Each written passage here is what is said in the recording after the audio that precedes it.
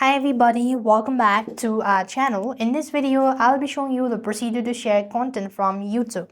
In order to share a content from YouTube, you need to follow the steps. So first of all, you want to open the YouTube application and log into your account.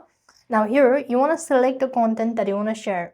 So click on the three dot icon right next to it and then click on share button. So as you click on the share button, you'll be able to find this option that is either to copy link, quick share, or maybe create a post as well.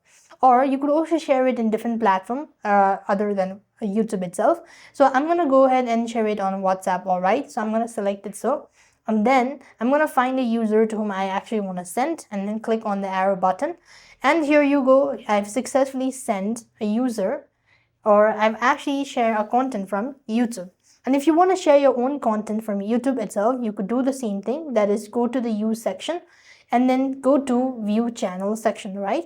So when you go to the view channel section, you'll be able to find the content that you have and then tap on the three dot icon, that is, do the same thing and click on the share button, and you have the same thing or the same options in order to share the content from YouTube. So this way you'll be able to share. I hope the video was helpful. Make sure to like, share and subscribe. Thank you for watching. See you in the next video.